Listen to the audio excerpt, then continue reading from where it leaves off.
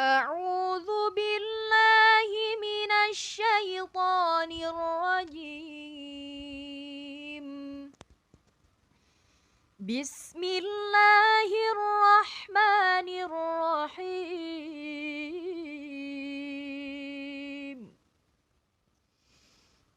إنما الصدقات للفقراء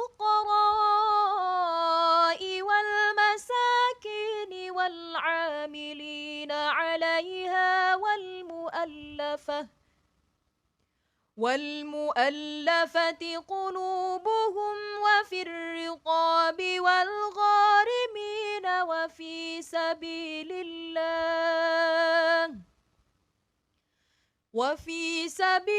الله وابن السبيل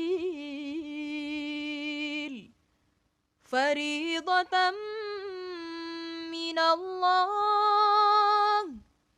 والله عليم حكيم.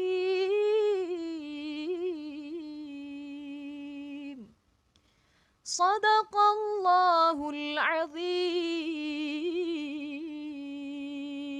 Setiap manusia ingin tercukupi semua kebutuhan hidupnya, mulai dari kebutuhan pokok seperti makanan, pakaian dan tempat tinggal, hingga kebutuhan pendidikan, kesehatan, serta rekreasi. Namun kenyataannya, sebagian orang belum dapat memenuhi kebutuhan tersebut. Islam memberikan solusi untuk mengatasi masalah sosial di masyarakat, yakni dengan mengeluarkan zakat, infak, dan sedekah.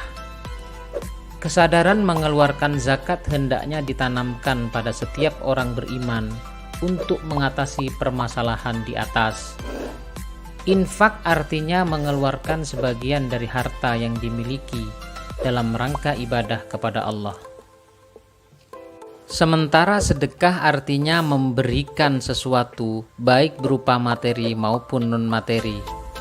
Adapun zakat merupakan bagian dari syariat yang terkait dengan harta. Zakat termasuk model pembelanjaan harta untuk kepentingan dan kemaslahatan umat. Banyak sekali manfaat dan kemaslahatan umat yang dapat diambil dari zakat. Kemiskinan, kebodohan, keterbelakangan, dan kebutuhan lain dapat diatasi melalui pemberdayaan harta zakat. Ditinjau dari segi bahasa, kata zakat merupakan kata dasar berbahasa Arab yakni zaka, yang berarti suci, berkah, tumbuh, bersih, dan baik. Dengan demikian, zakat itu membersihkan atau menyucikan diri seseorang dari hartanya. Secara lahiriah, ketika berzakat harta akan berkurang. Namun dalam pandangan Allah, tentulah tidak demikian, karena dengan berzakat akan membawa keberkahan dan pahala yang bertambah. Dengan zakat pula akan menciptakan pertumbuhan material dan spiritual untuk orang-orang yang berhak menerimanya, serta akan mengembangkan jiwa dan kekayaan bagi orang-orang yang diwajibkan untuk berzakat. Adapun kata zakat menurut istilah syariat berarti mengeluarkan sebagian harta yang diberikan kepada orang-orang tertentu yang berhak menerimanya setelah memenuhi syarat-syarat yang ditetapkan oleh syariat. Syarat-syarat harta yang dizakati adalah sebagai berikut. Pertama, milik sempurna. Artinya, harta tersebut dimiliki secara sah dan dikuasai secara penuh oleh pribadi muslim. Yang kedua, harta tersebut dapat berkembang atau memiliki potensi untuk dikembangkan. Yang ketiga, sudah mencapai nisab, yakni batas minimal harta sehingga wajib dizakati. Yang keempat, harta yang melebihi kebutuhan pokok yang diperlukan seseorang dan orang yang menjadi tanggungannya demi kelangsungan hidupnya. Serta yang kelima, mencapai haul, artinya harta itu sudah dimilikinya selama 1 tahun. Kewajiban membayar zakat merupakan rukun Islam yang ketiga. Sebagai rukun Islam yang ketiga, perintah mengeluarkan zakat berbeda dengan rukun Islam yang lain. Semua rukun Islam merupakan amalan ta'abbudiyah kepada Allah. Namun zakat tidak hanya berhubungan dengan Allah atau hablum minallah, tetapi juga berhubungan dengan manusia atau hablum minan nas secara langsung.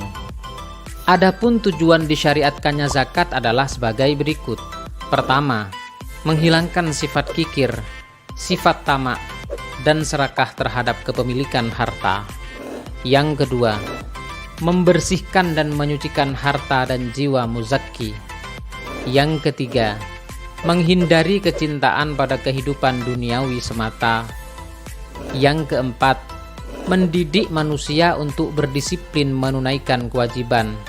Serta yang kelima, mengembangkan rasa tanggung jawab sosial pada diri seseorang, terutama pada mereka yang memiliki harta dan kekayaan. Ada 8 golongan penerima zakat, sebagaimana disebutkan oleh Allah dalam Quran Surat At-Taubah ayat 60. Golongan ini dikenal dengan asnaf, yakni pertama, fakir, seseorang yang tidak memiliki usaha, harta, dan kemampuan untuk memenuhi kebutuhan hidupnya. Yang kedua, miskin, seseorang yang memiliki usaha atau mata pencaharian namun tidak mencukupi untuk kebutuhan hidupnya. Yang ketiga, amil, seseorang yang menjadi petugas yang ditunjuk oleh pemerintah atau masyarakat untuk mengumpulkan zakat. Yang keempat, mu'allaf, orang yang diharapkan mau memeluk ajaran Islam atau seseorang yang baru masuk Islam yang diharapkan tetap istiqomah. Yang kelima, riqab, memerdekakan budak atau juga dapat mencakup orang Islam yang ditawan oleh orang kafir. Yang keenam, gharimin, yakni seseorang yang berhutang karena untuk kepentingan dan bukan untuk maksiat. Yang ketujuh, fisabilillah, dana untuk kemaslahatan umat Islam atau semua kegiatan yang menuju ridha Allah seperti membangun masjid dan lain sebagainya. Serta yang kedelapan, ibnu sabil, yakni seseorang yang sedang dalam perjalanan yang bukan untuk berbuat maksiat. Dalam syariat Islam, zakat dikelompokkan menjadi 2 bagian. Pertama, zakat harta. Zakat harta atau zakat mal adalah mengeluarkan sebagian harta benda yang menjadi hak milik seseorang sesuai ketentuan syariat dengan tujuan untuk membersihkan atau menyucikan harta tersebut. Yang kedua, zakat fitrah. Zakat fitrah adalah zakat wajib yang dikeluarkan untuk membersihkan jiwa setiap umat Islam, baik laki-laki maupun perempuan, besar maupun kecil, merdeka atau budak, yang memiliki kelebihan harta di akhir bulan Ramadan. Adapun perilaku mulia yang mencerminkan penghayatan terhadap ibadah zakat adalah sebagai berikut. Pertama, senantiasa bersyukur kepada Allah karena telah dapat melawan hawa nafsu berupa sifat bakhil dan tamak. Yang kedua, adanya kepedulian terhadap sesama yang mengalami kesulitan. Salah satunya adalah kesulitan ekonomi. Yang ketiga, rendah hati, karena menyadari sepenuhnya bahwa harta yang dimiliki hanya merupakan titipan dari Allah. Serta yang keempat, memiliki keyakinan bahwa apapun yang dikeluarkan untuk kebaikan selama hidup di dunia akan diganti oleh Allah dengan kebahagiaan hidup baik di dunia maupun di akhirat.